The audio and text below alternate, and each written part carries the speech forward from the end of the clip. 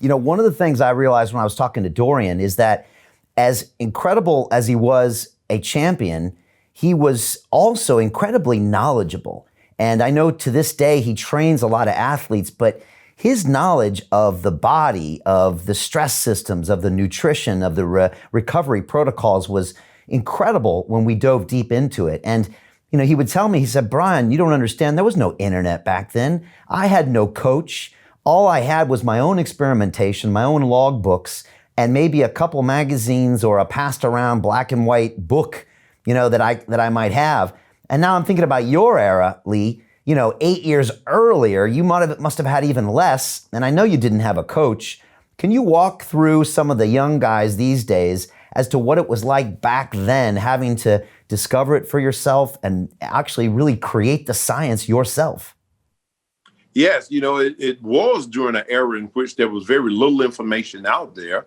You know, you had your magazines like Muscle and Fitness, then you had Iron Man, you had Muscle Training Illustrated, very, very few.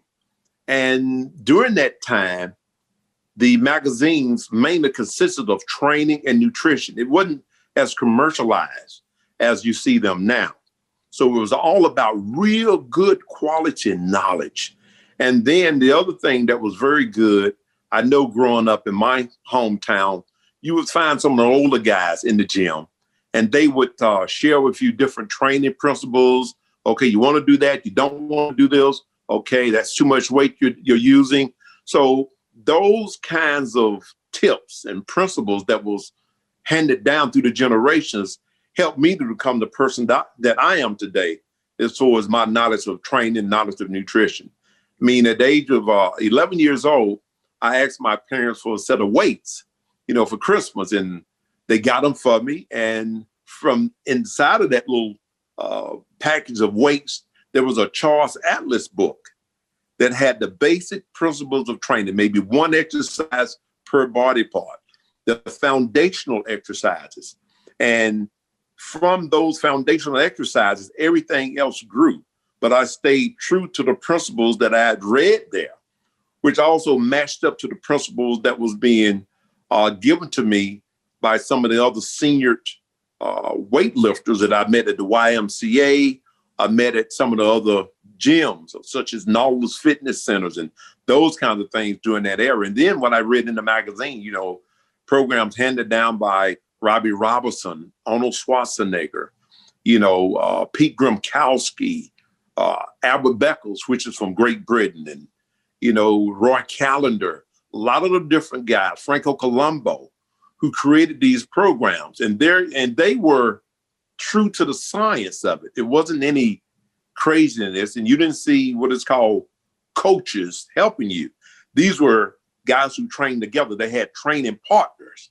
And so I implemented the tools of what I had learned from looking into and studying their exercise routines and so forth.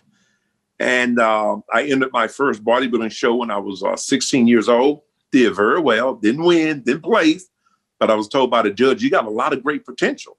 And I continued to follow those principles. I learned as much as I could about nutrition through reading the magazines. I mean, I grew up in the country where, you know, sweet potatoes and yams was the mainstay. So was pinto beans, so was corn, so was chicken, so was eggs. So all of the good quality nutrients were there from day one, just from from growing up, from where I'm from. And so by implementing the training principles, good basic nutritional principles, I was able to imitate what I had read about, and my physique continued to grow and get better and better. So by the time I was 18, I entered my first regional show, which, let's back up. When I was 16, I entered my first show, the Mr. South Carolina. Didn't place, as I mentioned earlier, but I did very well. A couple of years later, I entered the Mr. Palmetto, won the show at the age of 18. I beat guys who was in their 30s and in their 40s. And then I went on to win the Mr. South. And again, at age 18. So because of having great information, because of following very good nutritional guidelines, I was able to super exceed guys who was older than me because of my willingness or my desire to follow the science that had been handed down to me by some of the legends of bodybuilding. So you were eating whole foods back in the day before it became a thing and a whole marketplace you go to back in the day. That's what you grew up on, being in the country. Exactly. I mean, that's the way we ate. My grandpa had had cows, he had pigs, he had chickens, he had all of that. So my food was organic and grown right from the land. And, nothing's changed as far as that's concerned. We don't say protein, carbohydrate, fats. Now they say micros and macros. It's the same thing. Tomatoes. They just changed the name a little bit. And that's basically it. And no, we didn't have coaches. Didn't need coaches. We had training partners. We say, okay, man, you look a little bit flat today. So you need to increase your carbs a bit. So we knew what carbohydrates are the life force of the physique to get a nice pump. Protein was there to repair cell and tissue and be a good quality muscle. If you have more protein and not carbohydrates, then you're not going to fill out and develop as you should. So it's got to be a happy medium there. So the science of writing down, we had this little tablet where we would write down what we ate in the course of a day, breakfast, lunch, dinner, how many grams of protein, how many grams of carbohydrate, so that as we look better, we were able to go back and figure out why we were looking better.